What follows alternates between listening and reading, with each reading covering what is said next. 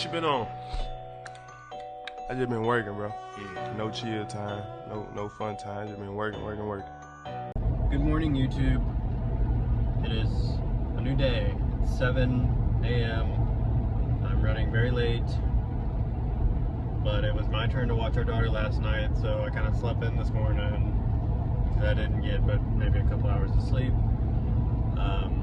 Our objective today is to finish plumbing the house. It is too cold to actually dig, so right now I'm heading to the supply house to pick up all the stuff I need to install new PEX in this house.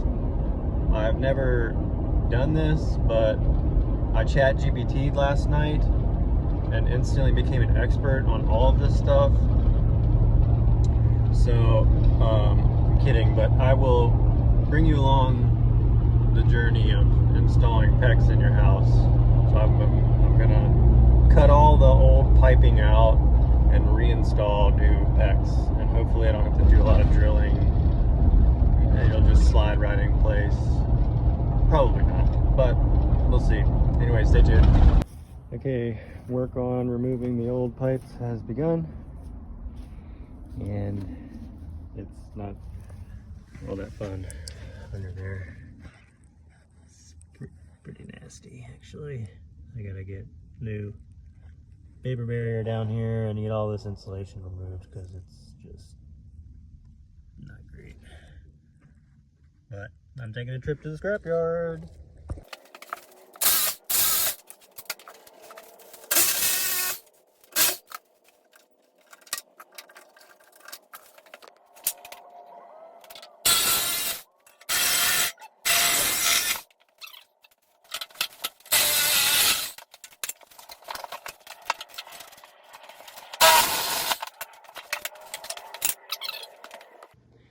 Okay, so here is all the supplies that I just purchased to install all new PEX water lines in the house. So all of this material was about $450. And this house is a 3-bedroom, but it only has a kitchen and a bathroom and then a laundry room. So it's a relatively small house, but that's kind of the cost that you're looking at least in my area. So I'm gonna go over what I got. I have two 100-foot rolls of 1/2-inch red and blue PEX. And then I have a 20-foot section red PEX, which I'm gonna be using for my hot water trunk line is what they call it. And then I'll be branching off of that line with these 3/4 by 3/4 by 1/2-inch tees. So this is kind of be my manifold, I guess you could call it, trunk line, whatever. Again, I'm not an expert in any of this stuff. I'm just a guy. So dang, I got two. That was dumb. So I have bought brass 3/4 90s, and then I bought a 25 pack of poly 3/4 90s. This is stupid. Anyways, I'm tired. So I got all my rings, 1/2-inch rings, 3/4 rings. This is gonna be my ball valve for my main shutoff. So I'll have the line coming in from the street, and then up in here in the house somewhere I'll put this this ball valve so that you can shut the water off in case there's something wrong with the meter valve. And then I got my hangers, and then this is a 100-foot section of 3/4 that's going to come from the street under the house, and that's going to be my supply line. And then also I'll cut it and make some trunk lines just like I did with the red one.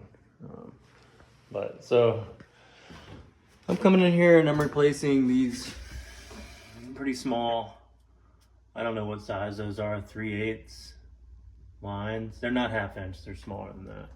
I'm replacing all that crap.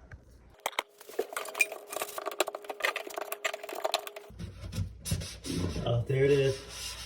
I'm in. Yes. Okay. I discovered a good way, easy way to get this line out of here. It involves finding the piece in the middle and pulling it out. There it is. And that way everything doesn't come unraveled. Otherwise, I pick it up before.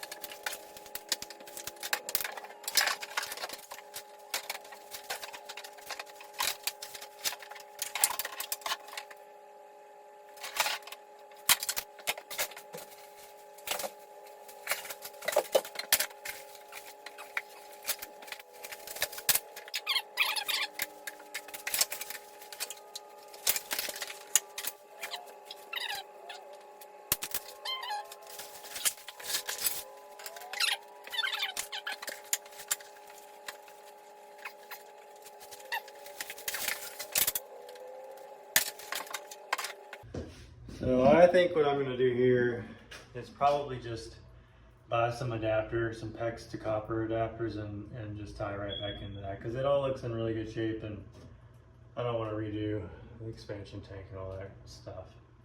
And also, this expansion tank, when I first bought this house, I got a call from the tenant, brand new tenant, just moved in, emergency, blah, blah, blah, blah, blah. The tank is it had a little pinhole in it, and it flooded this entire room in here. So I don't know about those expansion tanks. Maybe it's supposed to keep that pressure relief valve from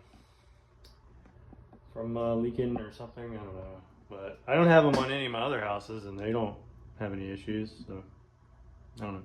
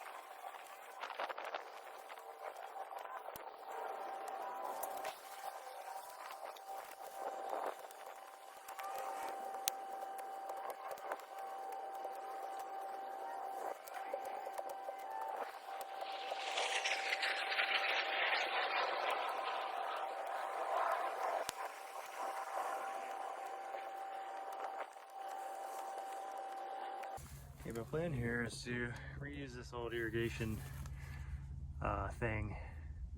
I don't know what you call that, box or whatever. I'm gonna put that right down there, and then that will be my main shutoff after the city meter.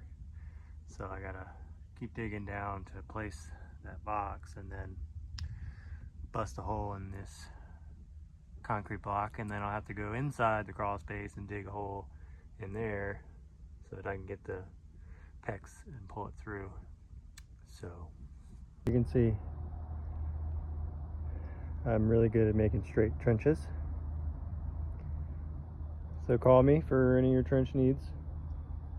And yeah.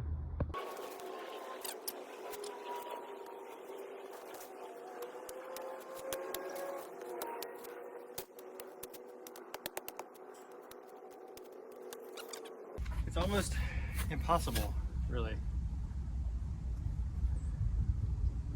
I'm hoping the sun will warm it up.